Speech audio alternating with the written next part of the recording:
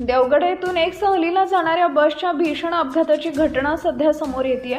खाक्षी मार्गे कुणकेश्वरकडे जाणाऱ्या एका सहलीच्या बसला खाक्षी शाळेजवळील एका धोकादायक वळणाजवळ हा भयंकर अपघात झालाय।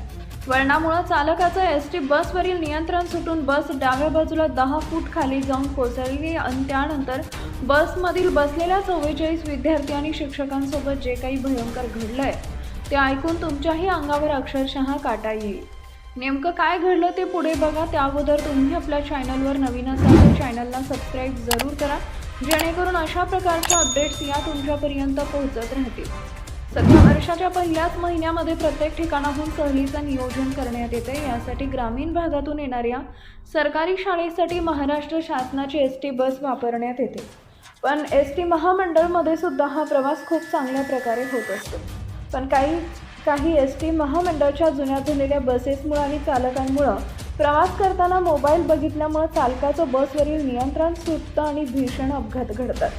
सध्या अशीच एक घटना धाराशिव जिल्ह्यातील एका शाळेची सहल गुरुवारी धाराशिव आगाराच्या एसटी बसनं देवगडमध्ये आली होती। दुपारी मीठ मुंद्री इथं जेवण करून ही सहल खाक्षी मार्गे कुणकेश्वरकडे जाण्यासाठी रवाना झाली। मात्र खाक्षी शाळेनजीक असलेल्या एका धोकादायक वळणावर बस चालकाचा बसवरील ताबा सुटला। सुदैवानं झाडे झुडपे बागायत व देवगड नळ योजनेची पाईपलाईन असल्यानं त्या पाईपलाईनला जाऊन एसटी जोराची आदळली आणि थांबली। गाडीचं मोठ्या प्रमाणावर नुकसान झालं, मात्र सुदैवानं मोठी जीवितहानी झालेली नाहीये। अपघात झालेल्या या बसमध्ये 44 विद्यार्थी आणि 4 शिक्षक असे एकूण 48 जण होते। अपघाताची माहिती समजताच स्थानिक ग्रामस्थांनी धाव घेऊन सर्व विद्यार्थी व शिक्षक यांना अपघातग्रस्त एसटीतून बाहेर काढून रुग्णालयात दाखल केले।